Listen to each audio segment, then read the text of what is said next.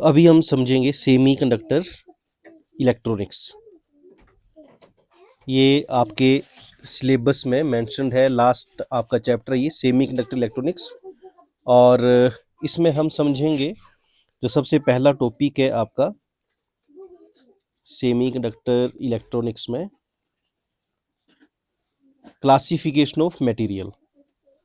तो सेमीकंडक्टर क्या है? मटेरियल का एक टाइप है। तो मटेरियल की जब हम बात करते हैं तो इस चैप्टर में स्पेसिफिकली मेंशन किया है on the basis of energy band gap, on the basis of energy band gap, कि एनर्जी बैंड गैप के बेसिस पर हमने मटेरियल की क्लासिफिकेशन करनी है। तो जो मटेरियल्स यहाँ हम क्लासिफाई करेंगे वो 3 कैटेगरी में करेंगे: मेटल्स, सेमीकंडक्टर्स एंड इंसुलेटर्स। तो 3 तरह के मटेरियल को हम समझेंगे। किस बेसिस पर समझेंगे? On the basis of energy band gap. अब ये एनर्जी बैंड गैप का मतलब क्या है? एनर्जी बैंड गैप का मतलब है कि कोई भी मटेरियल है उसकी कंडक्टिविटी किस बेस पर होती है।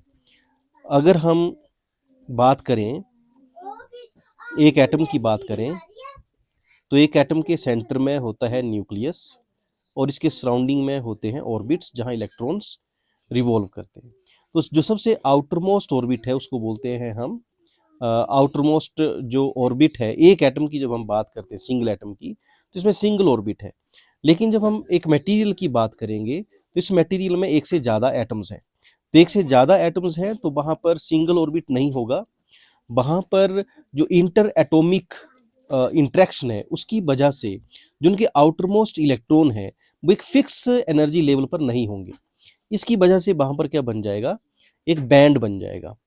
तो जो आउटर मोस्ट ऑर्बिट के जो इलेक्ट्रॉन्स हैं एक सैंपल के अंदर, एक सैंपल चाहे आप मेटल का ले लो, सेमीकंडक्टर का ले लो या इंसुलेटर का ले लो, उस सैंपल के अंदर there are millions of atoms और हर एक एटम के आउटर मोस्ट ऑर्बिट की एनर्जी का लेवल एक बराबर नहीं है due to their interatomic interactions. That's why they form a band of energy. तो जो बैंड आउटर मोस्ट ऑर्बिट के इलेक्ट्रॉन्स फॉर्म कर रहे हैं उसको बोल रहे हैं वैलेंस बैंड। अब कंडक्शन के लिए इलेक्ट्रॉन को वैलेंस बैंड से कंडक्शन बैंड में जाना होता है। तो अगर हम मेटल्स की बात करें तो मेटल्स के केस में कंडक्शन बैंड और वैलेंस बैंड के ऑर्बिट्स जो हैं, जो एनर्जी लेवल्स हैं वो ओवरलैप्ड होते हैं। बैलेंस बैंड और कंडक्शन बैंड के जो एनर्जी लेवल्स हैं वो ओवरलैप्ड होते हैं। तो इसलिए फ्री इलेक्ट्रॉन्स हमेशा कंडक्शन बैंड में अवेलेबल होते हैं। इसलिए मेटल्स को हम गुड कंडक्टर बोलते हैं। Metals are good conductor. These we are doing the classification of material on the basis of energy band gap। तो एनर्जी बैंड गैप के बेसिस में हमने मेटल्स को देखा। तो मेटल्स के वैलेंस बैंड और कंडक्शन बैंड के एनर्जी लेवल्स ओवरलैप्ड थे। फ्री इलेक्ट्रॉन्स कंडक्शन बैंड में हमेशा अवेलेबल रहेंगे, तो मेटल्स जो होंगे वो गुड कंडक्टर होंगे। इसी तरह से अगर हम सेमीकंडक्टर की बात करें तो सेमीकंडक्टर के केस में क्या है? वैलेंस बैंड और कंडक्शन बैंड के जो जिनके ये बैलेंस बैंड और कंडक्शन बैंड है ये एक सिग्निफिकेंट डिस्टेंस से सेपरेटेड होंगे एनर्जी लेवल के केस में। ये हम बता रहे हैं यहाँ एनर्जी लेवल है ये, है ना। इस तरफ को हम जो ये डायग्राम बना रहे हैं इसमें ये एनर्जी को शो कर रहे हैं। तो वैलेंस बैंड से कंडक्शन बैंड में जाने के लिए इलेक्ट्रॉन को क्या चाहिए? एनर्जी रिक्वायर्ड होगी, तभी वो वैलेंस बैंड से कंडक्शन बैंड में जा सकेगा, तभी ये जो हमारा मटेरियल है कंडक्शन कर पाएगा। लेकिन इसमें क्या है बीच में? Energy band gap. इसको बोलते हैं एनर्जी बैंड का गैप। तो इसको फॉरबिडन एनर्जी बैंड गैप भी बोलते हैं। फॉरबिडन का मतलब ये है कि यहाँ पर इलेक्ट्रॉन एग्जिस्ट नहीं कर सकता। तो जब यहाँ पर कोई इलेक्ट्रॉन एग्जिस्ट नहीं करता, इसको एनर्जी बैंड गैप बोलेंगे। तो अगर कंडक्शन अगर हमने कंडक्शन करवानी है तो इलेक्ट्रॉन को इस एनर्जी बैंड को ओवरकम करना पड़ेगा, जो सेमीकंडक्टर के केस में लगभग सेमीकंडक्टर के केस में लगभग 1 इलेक्ट्रॉन वोल्ट होता है। ये डिपेंड करता है अलग अलग टाइप के मटेरियल के ऊपर। Most popular semiconductors are silicon and germanium. तो ये इनके केस में जर्मेनियम के केस में लगभग 0.7 इलेक्ट्रॉन वोल्ट और 0.34 इलेक्ट्रॉन वोल्ट, कुछ इस तरह से इनका वैल्यूज रहता है। एक इलेक्ट्रॉन को अगर हमने वैलेंस बैंड से कंडक्शन बैंड में जंप करवाना है तो इसलिए लगभग हमने क्या बोल दिया कि सेमीकंडक्टर के केस में लगभग 1 इलेक्ट्रॉन वोल्ट का एनर्जी बैंड गैप इसमें है। इसी तरह से अगर हम इंसुलेटर की बात करें तो ये जो एनर्जी बैंड गैप है ये बहुत ज़्यादा है, मोर देन 8 इलेक्ट्रॉन वोल्ट।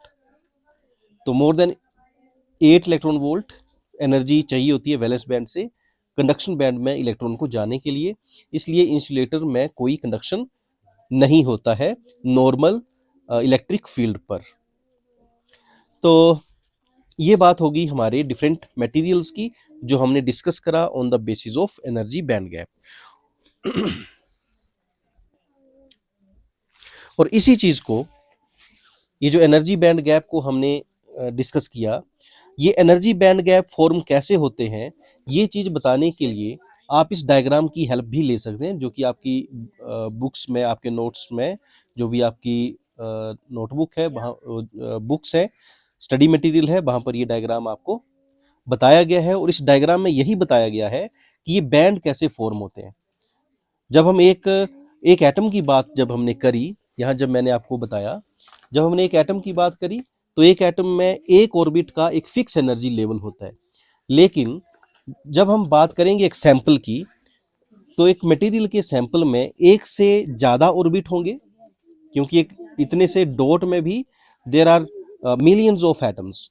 तो उन एटम्स के जो एनर्जी लेवल्स हैं ऑर्बिट के, जो due to their interatomic interaction, वो एक फिक्स एनर्जी लेवल पर नहीं रहेंगे। तो क्या करेंगे, उनकी एनर्जी थोड़ी थोड़ी डिफर करेगी, जिसकी वजह से वो क्या करेंगे, इस तरह के बैंड बनाएंगे। तो इस बात को यहाँ पर एक्सप्लेन किया गया है। आप इसको जब स्टडी करेंगे तो आप जो आपकी एग्जाम में प्रेजेंटेशन है वो बढ़िया से लिख पाएंगे। When two similar atoms are brought near to each other, when two similar atoms are brought near to each other, then there is interaction between their valence electrons. The interaction changes the energy level because electrons of every isolated atoms have discrete energy levels. तो ये हमने बात करी कि जब हम multiple atoms को एक साथ एक सैंपल पर रखेंगे, देखेंगे, तो इंटर एटॉमिक इंटरेक्शन की वजह से वो डिस्क्रीट एनर्जी लेवल्स को फॉर्म करेंगे. The atoms in solids are near to each other so that energy levels will be closely spaced.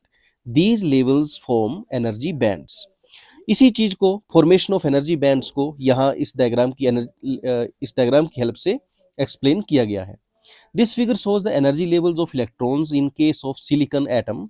Silicon का एटॉमिक नंबर है 14. जितने भी सेमीकंडक्टर हैं उसके वैलेंस सेल में हमेशा 4 इलेक्ट्रॉन होंगे. चाहे सिलिकॉन की बात करें, चाहे जर्मेनियम की बात करें, इनके आउटर मोस्ट सेल में कितने इलेक्ट्रॉन्स होंगे, 4 इलेक्ट्रॉन्स होंगे. टेट्रावेलेंट होंगे ये, बैलेंस सेल में 4 इलेक्ट्रॉन. सॉरी. एनर्जी लेवल्स जो है इसके, जब इसका इलेक्ट्रॉनिक कॉन्फ़िगरेशन रखेंगे एटॉमिक नंबर 14 के लिए, तो 1s 2s 2p और 3s आर कंप्लीटली फिल्ड, जो कि यहाँ देख सकते हैं आप इलेक्ट्रॉनिक कॉन्फ़िगरेशन में. So for these levels there is no free electrons for conduction current. The levels 3p has only 2 electron, whereas it can accommodate 6 electrons. हमें पता है कि जो 3p सबसेल होता है, p में 6 इलेक्ट्रॉन्स एकोमोडेट हो सकते हैं, लेकिन सेमीकंडक्टर में p, इस केस में सिलिकॉन के केस में p में ओनली 2 इलेक्ट्रॉन है, मतलब कि 4 और इलेक्ट्रॉन ये एकोमोडेट कर सकता है. Thus 4 states are empty per atom of the solid. The change in interatomic distances and their effect can be explained below. तो इसी चीज को इस डायग्राम की हेल्प से एक्सप्लेन किया गया है. These are the energy levels which are not affected. ये इनर इलेक्ट्रॉन्स ऑर्बिट्स हैं 1s 2s 2p, जिसके ऊपर इंटरएटॉमिक इंटरेक्शन का कोई फ़र्क, हमें कोई इफ़ेक्ट यहाँ देखने को नहीं मिलेगा। लेकिन जो वैलेंस इलेक्ट्रॉन्स हैं, तो वैलेंस इलेक्ट्रॉन्स में क्या हो रहा है, जैसे-जैसे इनकी इंटर एटॉमिक डिस्टेंस की हम बात करेंगे, तो जितनी क्लोज़ इंटर एटॉमिक डिस्टेंस होगी, इसमें हम फॉरबिडन एनर्जी बैंड गैप का इफ़ेक्ट देखेंगे। When r is equal to d3, that the if interatomic spacing of the atom is very large, in this case each atom behave independently and has discrete energy level. तो जब हम inter atomic distance बढ़ा देंगे, मतलब atom के बीच का distance हमने बढ़ा दिया, तो ये this will behave independently. When r is equal to d2, in this case energy bands of each atom fuse together due to interaction. तो d2 पर क्या हुआ, ये फ्यूज हो गए.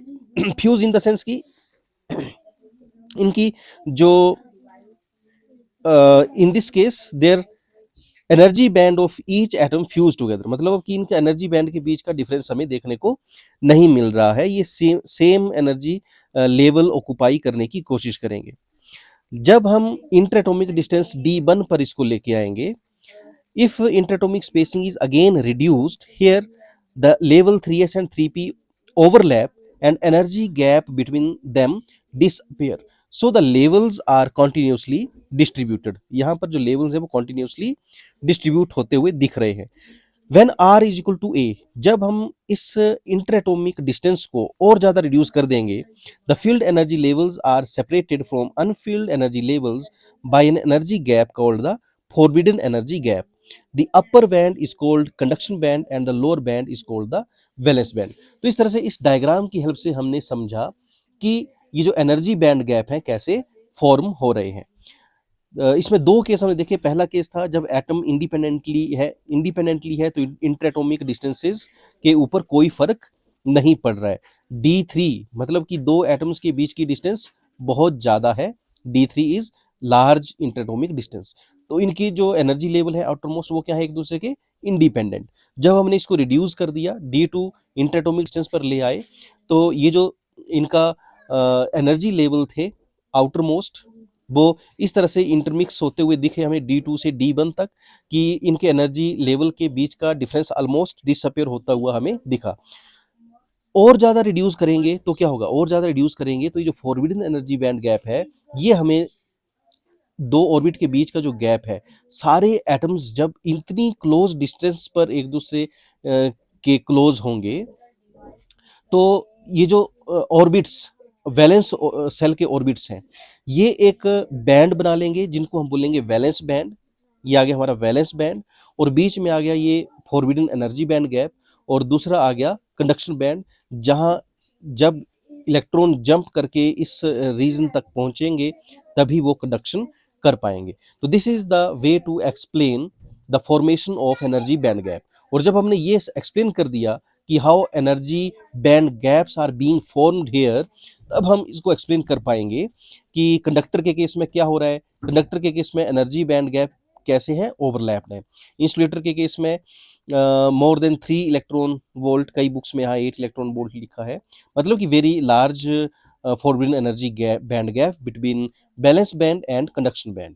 Similarly, in case of semiconductor, conduction band and valence band are separated, but their energy band gap is very small as compared to insulator, and it is about 1 electron volt. ये बात होगी हमारी कि classification of material की on the basis of energy band gap. अब हम बात करें सेमीकंडक्टर के टाइप्स की. तो सेमीकंडक्टर को हम दो तरह से क्लासिफाई करते हैं. सबसे पहले क्योंकि ये हमारा चैप्टर ही टाइटल्ड है सेमीकंडक्टर इलेक्ट्रॉनिक्स के ऊपर, तो जो भी आप इलेक्ट्रॉनिक्स के गैजेट्स आज की डेट में देख पा रहे हैं, चाहे वो आपके स्मार्टफोन है, कंप्यूटर्स है, सुपर कंप्यूटर्स है, those all devices are possible due to the functioning of semiconductor. जो इसकी स्पेशल प्रॉपर्टीज है जिसकी हेल्प से हम कंडक्शन को कंट्रोल कर सकते हैं. मेटल्स के केस में कंडक्शन को कंट्रोल नहीं कर पाते हम, लेकिन सेमीकंडक्टर के केस में कंडक्शन को कंट्रोल कर सकते हैं. इसीलिए स्मार्ट डिवाइसेस डिजाइन करना पॉसिबल हो पाया. तो यही हमने समझना है इस चैप्टर में. तो अब हम सेमीकंडक्टर को और डिटेल में समझते हैं, और इसको समझने के लिए हम बात करेंगे सबसे पहले इंट्रिंसिक सेमीकंडक्टर की. और उसके बाद बात करेंगे हम एक्सट्रिंसिक सेमीकंडक्टर की। इंट्रिंसिक का मतलब होता है प्योर, और एक्सट्रिंसिक का मतलब है कि इसमें after adding impurity to pure semiconductor. Pure semiconductor में जब हम इम्प्योरिटी ऐड कर देंगे तो उसको बोलेंगे हम एक्सट्रिंसिक सेमीकंडक्टर, और जब सेमीकंडक्टर प्योर है तो उसको बोलेंगे इंट्रिंसिक। इंट्रिंसिक सेमीकंडक्टर मतलब प्योर सेमीकंडक्टर, इसमें क्या हो रहा है, इंट्रिंसिक सेमीकंडक्टर में हमने कोई डोपिंग नहीं डाली है। तो फॉर एग्जांपल हम सिलिकॉन या जर्मेनियम, मोस्ट पॉपुलर जो हम स्टडी करते हैं, सिलिकॉन का एटॉमिक नंबर है 14, जर्मेनियम का एटॉमिक नंबर है 32, both are tetravalent. All semiconductors, जब हम सेमीकंडक्टर की बात करेंगे तो इनके वैलेंस शेल में कितने इलेक्ट्रॉन्स हैं, 4 इलेक्ट्रॉन है, इसलिए इनको बोलते हैं टेट्रावैलेंट। टेट्रावैलेंट। और एक्सट्रिंसिक सेमीकंडक्टर में क्या है कि जब हम टेट्रावैलेंट एलिमेंट में, सेमीकंडक्टर में इम्प्यूरिटी ऐड करते हैं तो हम दो तरह की इम्प्यूरिटी इसमें ऐड करते हैं। एक होती है ट्रायावैलेंट। ट्रायावैलेंट मतलब कि जिसके वैलेंस सेल में 3 इलेक्ट्रॉन है, और पेंटावैलेंट जिसके वैलेंस सेल में 5 इलेक्ट्रॉन है। तो जब हम ट्रायावैलेंट इम्प्यूरिटी की बात करते हैं तो मोस्ट कॉमन है boron, aluminium, gallium, indium. Pentavalent की बात करते हैं तो मोस्ट कॉमन है फॉस्फोरस, बिस्मिथ, आर्सेनिक, एंटीमनी। तो ये है हमारी पेंटावैलेंट और ये है ट्राइवैलेंट। ट्राइवैलेंट इम्प्यूरिटी मतलब इनके वैलेंस सेल में 3 इलेक्ट्रॉन्स हैं, और जब हम ट्राइवैलेंट इम्प्यूरिटी डालते हैं तो वो जो सेमीकंडक्टर बनता है, कहाँ डाल रहे हैं हम ये इम्प्यूरिटी, प्योर सेमीकंडक्टर में। तो जब प्योर सेमीकंडक्टर में ट्राइवैलेंट इम्प्यूरिटी डालेंगे तो ये जो यहाँ डायग्राम की हेल्प से बनाया होना कहीं, जैसे ये है, जैसे ये है सिलिकॉन का केस लिया हुआ है, और सिलिकॉन के केस में यहाँ पर किस चीज़ की बात की, explain the behaviour of intrinsic semiconductor on the basis of the valence band theory. अच्छा, तो यहाँ जैसे ये हमारा सिलिकॉन है, तो ये सिलिकॉन का जो स्ट्रक्चर है, इसके वैलेंस सेल में 4 इलेक्ट्रॉन्स हैं। हर एक सिलिकॉन के वैलेंस सेल में 4 इलेक्ट्रॉन। तो नियर बाई सिलिकॉन एटम के साथ जब ये बॉन्ड फॉर्मेशन करेगा तो शेयरिंग करके कोवेलेंट बॉन्ड बनाएगा। अब हम चाहते हैं कि इसकी डोपिंग, इसकी जो कंडक्शन है उसको कंट्रोल करना। तो इसमें अगर हम ट्राइवैलेंट इम्प्यूरिटी डालते हैं, जैसे अगर मैं इसमें बोरोन डाल देता हूँ, तो बोरोन में कितने वैलेंस सेल में इलेक्ट्रॉन है, 3। तो उसके 3 इलेक्ट्रॉन तो बॉन्डिंग कर लेंगे नियर बाई सिलिकॉन एटम के साथ, लेकिन एक इलेक्ट्रॉन जो है वो क्या करेगा, एक वैकेंसी क्रिएट करेगा जिसको हम होल बोलते हैं। तो ये जो होल है, ये इसको हम पॉजिटिव चार्ज कैरियर मानते हैं। तो अगर मैं मैक्सिमम इसमें जो डोपिंग कर रहा हूँ वो ट्राइवैलेंट इम्प्यूरिटी में डाल रहा हूँ, तो ट्राइवैलेंट इम्प्यूरिटी डालने से जो वैकेंसी क्रिएट हो रही है, तो जो मैक्सिमम मेजोरिटी बनेगी वो बनेगी होल की। तो ट्राइवैलेंट इम्प्यूरिटी डालने से जो सेमीकंडक्टर बना, इसको बोलेंगे हम P type semiconductor. Trivalent impurity डालने से जो सेमीकंडक्टर बना, इसको बोलेंगे पी टाइप। और पेंटावैलेंट, पेंटावैलेंट मतलब कि इसके वैलेंस सेल में 5 इलेक्ट्रॉन है। 5 इलेक्ट्रॉन है। यहाँ देखो, यहाँ क्या हुआ, इलेक्ट्रॉन कम है, इलेक्ट्रॉन कम है, 4 से कम है, तो इसने चार्ज कैरियर कौन सा बनाया, पॉजिटिव चार्ज कैरियर, होल बनाया। और इसमें इलेक्ट्रॉन ज्यादा है, 4 से ज्यादा है, तो चार्ज कैरियर क्या बनेगा, इलेक्ट्रॉन बनेगा। तो इलेक्ट्रॉन चार्ज कैरियर बना तो नेगेटिव चार्ज कैरियर बना, इसलिए इसको बोलेंगे हम एन टाइप सेमीकंडक्टर। तो वेरी वेरी इंपॉर्टेंट, यहाँ से एमसीक्यू बनते हैं। पेंटावैलेंट इंप्यूरिटी क्या है, ट्राइवैलेंट इंप्यूरिटी क्या है, इनके एग्जांपल्स आपको याद होने चाहिए। पी टाइप सेमीकंडक्टर बनाने के लिए कौन सी इंप्यूरिटी डालेंगे, एन टाइप सेमीकंडक्टर बनाने के लिए कौन सी इंप्यूरिटी डालेंगे। तो यहाँ हमने ये सब सीखा। अब हम बात करते हैं कुछ क्वेश्चंस की, जो जितना हमने पढ़ा यहाँ से पूछे जाते हैं डिफरेंट टाइप के क्वेश्चंस। तो जैसे एक क्वेश्चन जो है इस तरह से पूछा जा सकता है आपसे, what are different types of solids on the basis of electrical conductivity and resistivity. तो डिफरेंट टाइप के जो material on the basis of electric conductivity and resistivity, तो हमने बात कर ली मेटल, सेमीकंडक्टर एंड इंसुलेटर। तो ये on the basis of conductivity.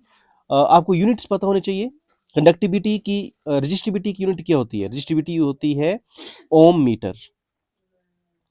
Resistivity की यूनिट होती है, रो से डिनोट करते हैं ओम मीटर। और कंडक्टिविटी जो होती है वो रजिस्टिविटी की रेसिप्रोकल होती है। तो पर मो, पर मीटर और पर मो को साइमन भी बोलते हैं। तो जो कंडक्टिविटी की यूनिट होगी उसको हम साइमन पर मीटर भी बोल सकते हैं, और रजिस्टिविटी की यूनिट को ओम मीटर भी बोल सकते हैं। ओम मीटर होती है रजिस्टिविटी की यूनिट। तो इस तरह से मेटल्स की जो कंडक्टिविटी है, रजिस्टिविटी है, वो कम है 10⁻² टू 10⁻8 ओम, और इसकी जो रजिस्टिविटी है वो कम है, और कंडक्टिविटी जो होगी वो इसकी ज़्यादा होगी। सेमीकंडक्टर की रजिस्टिविटी मेटल से ज़्यादा होगी और कंडक्टिविटी मेटल से कम होगी।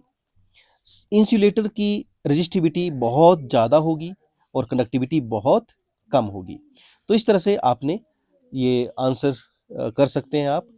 अगला है right short note on classification of semiconductor. तो सेमीकंडक्टर के क्लासिफिकेशन की बात करें तो एक तो क्लासिफिकेशन यहाँ मेंशन नहीं है किस बेस पर, तो आप एक तो कर दिया intrinsic semiconductor and extrinsic semiconductor, और फर्दर आप बात कर सकते हैं on the base of elemental semiconductor and in और elemental semiconductor and compound semiconductor. तो एलिमेंटल सेमीकंडक्टर में these semiconductors consist of lattice of one atom like silicon, germanium etc. और कंपाउंड सेमीकंडक्टर में एक से ज्यादा एलिमेंट्स जो है, कंपाउंड सेमीकंडक्टर में एक से ज्यादा एलिमेंट्स जो है वो इस तरह से कंबाइन होंगे, जैसे कैडमियम सल्फाइड है, गैलियम आर्सेनाइड है, इस तरह से जो ये इनऑर्गेनिक सेमीकंडक्टर हम इनको बोलते हैं। कंपाउंड सेमीकंडक्टर दो तरह के हैं, इनऑर्गेनिक सेमीकंडक्टर और ऑर्गेनिक सेमीकंडक्टर। और तीसरा है फिर ऑर्गेनिक पॉलीमर सेमीकंडक्टर्स। तो ऑर्गेनिक पॉलीमर सेमीकंडक्टर में पॉलीपिरोल, पॉली एरेलाइन, पॉली थायोफिन, इस तरह से ये आ गए हमारे ऑर्गेनिक पॉलीमर सेमीकंडक्टर। तो इस तरह से क्लासिफिकेशन ऑफ सेमीकंडक्टर आ गया। Write two advantage and two disadvantage of transistor, ये भी आपके सिलेबस में नहीं है ट्रांजिस्टर। इसके बाद आ गया आपका कि एनर्जी बैंड्स क्या होते हैं, define energy band, valence band, conduction band and forbidden band. इसमें इसी तरह से आगे जो क्वेश्चन बनते हैं वो ये है कि difference between intrinsic semiconductor extrinsic semiconductor. फिर आगे आपके पास distinguish between N type and P type semiconductor. तो ये भी हमने बात कर ली। एन टाइप सेमीकंडक्टर कैसे बनेंगे, जब हम पेंटावेलेंट इंप्यूरिटी को डालेंगे।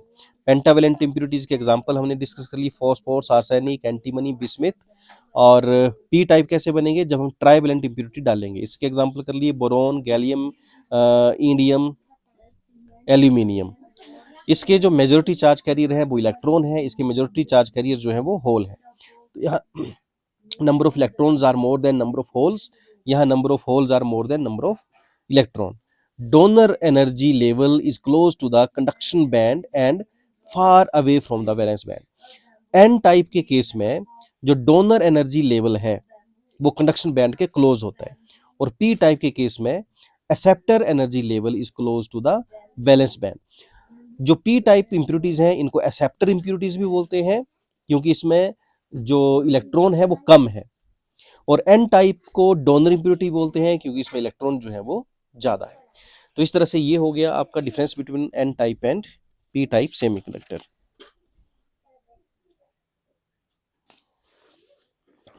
एक ये इंपॉर्टेंट रिलेशन है, छोटे से न्यूमेरिकल यहाँ से बन जाते हैं कि क्वेश्चन बड़ा लंबा चौड़ा होगा लेकिन इसका आंसर शॉर्ट होगा इस फॉर्मूले के बेस पर। हमें पता है एनर्जी को हम कैसे रिलेट कर सकते हैं, E is equal to H C. ये कहाँ से आया, प्लैंक्स क्वांटम थ्योरी से आया ये, कि E is equal to H nu होता है, और न्यू मतलब फ्रीक्वेंसी, और फ्रीक्वेंसी होती है सी अपॉन लैम्डा। तो यहाँ से बन गया ये relation, E is equal to H C upon lambda. कहाँ यूज करना है इस तरह के क्वेश्चंस के लिए, in case of energy liberated in the recombination of hole electron pair is converted into negative radiation,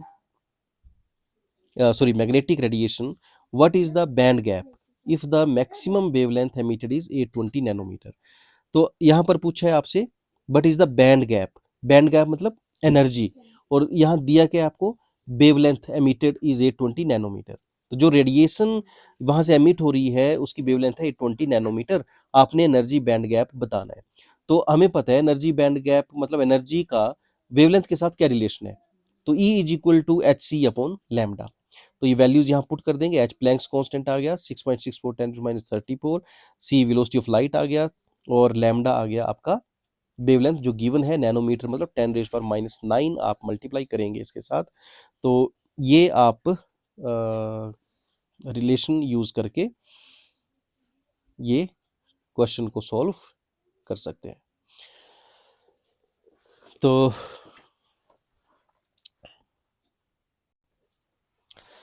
अभी अगला टॉपिक यहाँ स्टडी करेंगे P N junction formation. P N junction formation. तो पी एन जंक्शन फॉर्मेशन कैसे होता है। हमने कोई सैंपल ले लिया, चाहे सिलिकॉन का इंट्रिंसिक सेमीकंडक्टर ले लिया चाहे जर्मेनियम का ले लिया। दिस इज वन सैंपल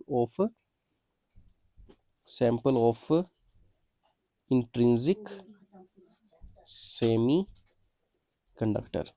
इस सैंपल में हमने क्या करी, doping. But is doping adding impurity is called doping. Doping means adding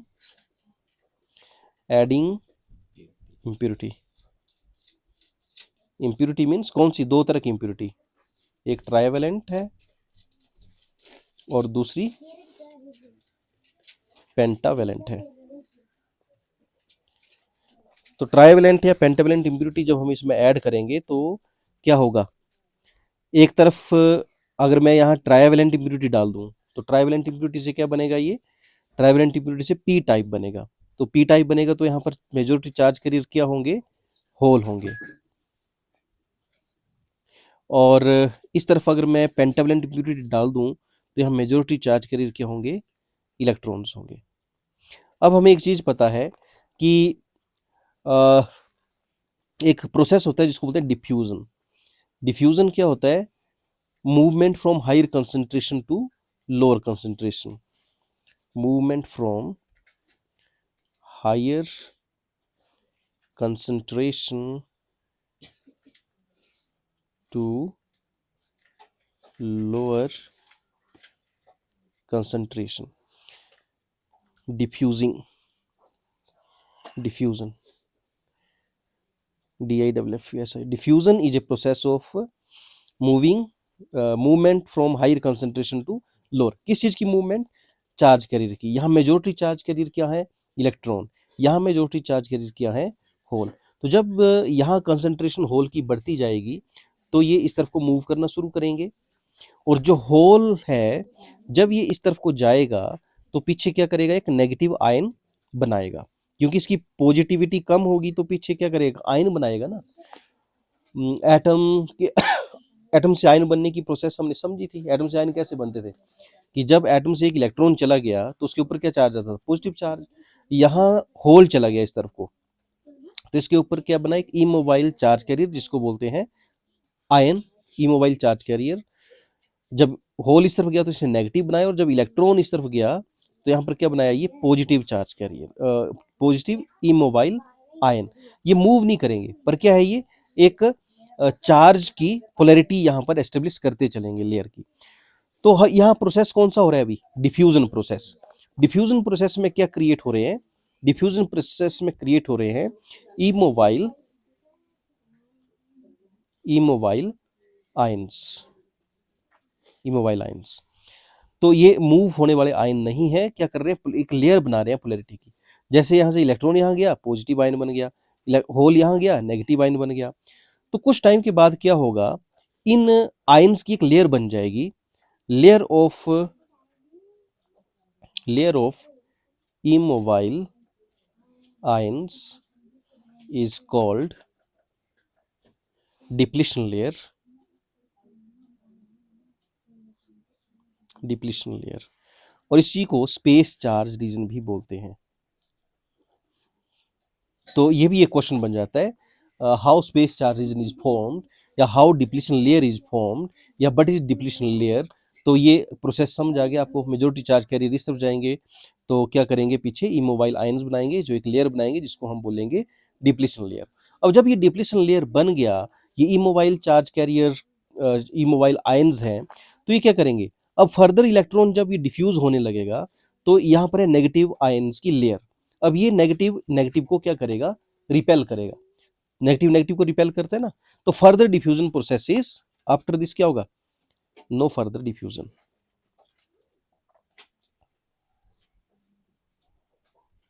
अब इसके बाद कोई डिफ्यूजन नहीं होगा।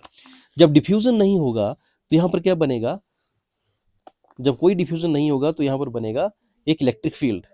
इस तरफ है हमारा ये जो एक कैपेसिटर की तरह बन गया, ये बीच में एक रीजन बन गया जिसको स्पेस चार्ज रीजन बोल रहे हैं, और साइड में दो टर्मिनल बन गए, ये नेगेटिव यहाँ पर और यहाँ पर पॉजिटिव, तो नेगेटिव और पॉजिटिव। तो अब इसकी बन गई एक वोल्टेज, इलेक्ट्रिक फील्ड बना दी, और इस वोल्टेज को बोलते हैं बैरियर वोल्टेज। तो due to electric field, due to electric field across depletion layer, a voltage is created, a voltage is created called barrier voltage, barrier voltage, जिसको VB से note करते हैं, ठीक है। तो ये प्रोसेस हो गया हमारे जंक्शन के फॉर्मेशन का। तो ये बैरियर वोल्टेज क्या है, अब ये जो डिवाइस बना, ये जब पीएन जंक्शन फॉर्म हो जाता है तो first junction device is one junction device is diode, तो ये बन गया आपका डायोड।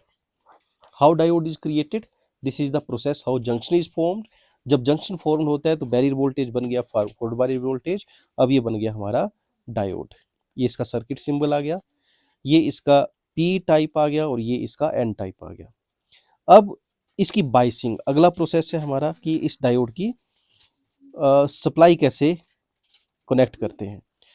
तो अगर हम पॉजिटिव टर्मिनल के साथ पॉजिटिव जोड़ दें, नेगेटिव के साथ नेगेटिव जोड़ दें, तो ये बन गया हमारा फॉरवर्ड बाइसिंग। और नेगेटिव को पॉजिटिव के साथ जोड़ दें और पॉजिटिव को नेगेटिव के साथ जोड़ दें, तो ये बन गया रिवर्स बायस।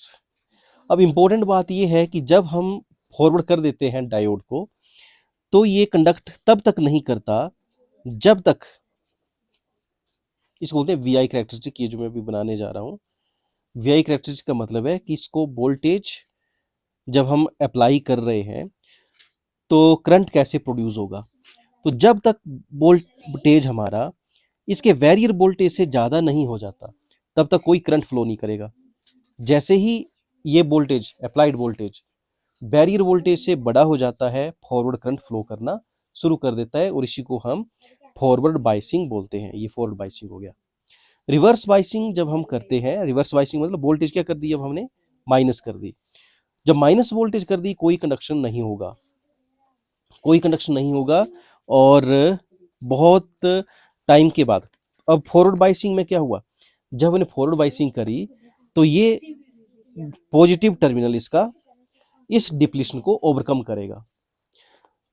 जब बैरियर वोल्टेज खत्म हो जाएगी, जितनी अब हमारा अगर सिलिकॉन का डायोड है ये, तो 0.7 के लगभग इसकी बैरियर वोल्टेज होती है। तो जब फॉरवर्ड वोल्टेज 0.7 वोल्ट से ज़्यादा होगी तो ये कंडक्शन करना शुरू कर देगा। लेकिन जब हम इसको रिवर्स करेंगे तो रिवर्स करने से ये जो डिप्लीशन रीजन है ये बढ़ती जाएगी, ये बढ़ती जाएगी, और तब तक बढ़ती रहेगी जब तक ये यहाँ ना पहुंच जाए, उसको ब्रेकडाउन बोलते हैं। जब तक ये वोल्टेज बढ़ रही है, हम रिवर्स बायस बढ़ाते जा रहे हैं, कोई कंडक्शन नहीं होगा। लेकिन ऐसी वोल्टेज जिस पर क्या कर जाए, ये डिप्लीशन लेयर ब्रेकडाउन हो जाए, तब कंडक्शन करता है और हैवी करंट फ्लो करता है, इसको बोलते हैं रिवर्स बायस। तो आई होप इतना समझ आया होगा। और इसके बाद फिर आपके हैं रेक्टिफायर्स, वो हम अगले सेशन में कंप्लीट करेंगे। रेक्टिफायर्स की वर्किंग, रेक्टिफायर क्या होते हैं, जो AC को DC AC to DC conversion करते हैं।